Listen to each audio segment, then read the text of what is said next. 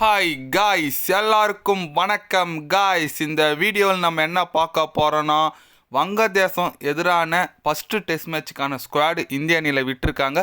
அது மட்டும் இல்லாமல் நிறைய முக்கிய வீரர்கள் இந்த ஸ்குவாடில் எடுக்கலை. யார் யார் எடுக்கலை, எதுக்கு எடுக்கலைன்னு சொல்லிட்டு வீடியோவில் டீட்டெயில்டாக பார்க்கலாம். அதுக்கு முன்னே நீங்கள் நம்ம சேனலுக்கு புதுசாக வந்திருந்தீங்கன்னா ஒரே ஒரு சப்ஸ்கிரைப் மட்டும் பண்ணிவிட்டு வாங்க, வீடியோக்குள்ளே போகலாம். ஆமாங்க, லாஸ்ட் இயர் இங்கிலாந்து சீரிஸ், நம்ம இங்கிலாந்து இந்தியாவுக்கு வந்திருக்கும்போது சீரிஸ் என்ன இருந்துச்சு. அதில் நிறைய இளவீரர்களுக்கு வாய்ப்பு கொடுத்தாங்க. யாருக்கு சஃப்ராஸ் கான் கொடுத்தாங்க, அக்ஷதீப் கொடுத்தாங்க, நிறைய இளவீரர்களுக்கு வாய்ப்பு கொடுத்தாங்க. படிக்கல் சொல்லிட்டு நிறைய இளவீரர்கள் வாய்ப்பு கொடுத்தாங்க. அதே வீரர்களை இப்போ இதில் எடுத்துகிட்டு வந்துட்டு இருக்காங்க. யாருன்னு கேட்டிங்கன்னா, சஃப்ராஸ் கான்லாம் இதில் திருப்பி மீண்டும் அக்ஷதீப் இவங்க 2 பேரும் மீண்டும் இடம்பெற்றிருக்காங்க இந்த ஸ்குவாடில். அது மட்டும் இல்லாமல் வங்கதேசத்து எதிரான டெஸ்ட் தொடர் பார்த்திங்கன்னா ரொம்ப ஒரு முக்கியமான தொடர்னு சொல்லலாம். ஏன்னா பாகிஸ்தான் அடிச்சுட்டு நேராக வங்கதேசம் இப்போ பார்த்திங்கன்னா இந்தியாவுக்கு வந்திருக்காங்க. செம கான்ஃபிடென்ட்டில் இருப்பாங்க, அதில் எந்த விதமான சந்தேகம் இல்லை. கண்டிப்பாக அவங்களுக்கு நம்ம போட்டி சவாலாக தான் இருப்போம்னு சொல்லலாம்.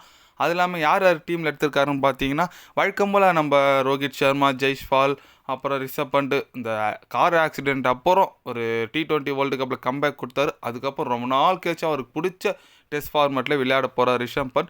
அப்புறம் பார்த்தீங்கன்னா கில், KL ராகுல் வாய்ப்பு கிடைச்சிருக்கு ரொம்ப நாள் கழிச்சு. அப்புறம் ரவீந்திர ஜடேஜா, அஸ்வின், அக்சர் பட்டேல் சொல்லிட்டு குல்தீப் யாதவ், ஜஸ்பிரீத் பும்ரா, சிராஜின்னு சொல்லிட்டு இவங்க எல்லாருக்கும் வாய்ப்பு கிடைச்சிருக்கு. முக்கியமான ஒரு வீரர் யாருக்கு வாய்ப்பு கிடைச்சிங்கன்னா, எஸ் ஜயல். அவர் பார்த்தீங்கன்னா IPL மூலிமா நல்ல இந்திய அணிக்கு கொஞ்சம் அடுத்த ஃபியூச்சராக வருவார் சொல்லிட்டு நிறைய பேர் பேசிட்டு இருந்தாங்க. அதே போல் தான் எஸ் ஜயல் பார்த்தீங்கன்னா இப்போ லெஃப்ட் ஆர்ம் பவுலர் டெஸ்ட் மேட்ச்சில் வாய்ப்பு கொடுத்துருக்காங்க. கண்டிப்பாக ரொம்பவே யோசிக்கத்தக்க வேண்டிய விஷயம். ஏன்னா ஒரு லெஃப்ட் ஆர்ம் பவுலர் ஒரு டெஸ்ட் மேட்ச்சில் ரொம்ப ரொம்ப முக்கியம். நீங்கள் எடுத்து இங்கே டாப் டீமில் எல்லாமே லெஃப்ட் ஆர்ம் பவுலர் ஸ்டார் பவுலராக இருப்பாங்க. ஆனால் நம்ம அணியில் தான் லெஃப்ட் ஆர்ம் பவுலர் யாரும் இல்லை. ஹர்தீப் சிங் மட்டும்தான் இருக்கார், அவர் தவிர்த்து வேறு யாரும் இல்லை. அதனால் எஸ் ஜயலை வளர்க்கணும்னு சொல்லிட்டு அவருக்கான வாய்ப்புகள் கிடைச்சிருக்கு. கண்டிப்பாக ரொம்பவே மகிழ்ச்சியான விஷயம். யாருக்கு வாய்ப்பு கிடைக்கலன்னு பார்த்தீங்கன்னா, ஸ்ரேயஸ் ஐயருங்க. ஸ்ரேயஸ் ஐயர் ரொம்பவே ஒரு எப்படி சொல்கிறது, நல்ல ஒரு பிளேயர்.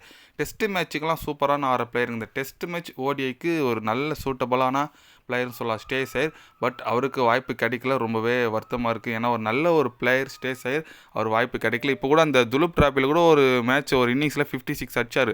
நல்ல ஃபார்மில் இருக்கிற பிளேயர் தான், அவருக்கு வாய்ப்பு கிடைக்கல. அப்புறம் படிக்கல், அவர் ஒரு லெஃப்ட் ஆர்ம் பேட்ஸ்மேனுங்க. அவர் கூட நல்ல ஒரு டேலண்டட் பிளேயர் தான். அவர் இந்த இங்கிலாந்து சீரீஸில் வாய்ப்பு கிடைச்சிச்சு, பட் இதில் அவருக்கு வாய்ப்பு கிடைக்கல.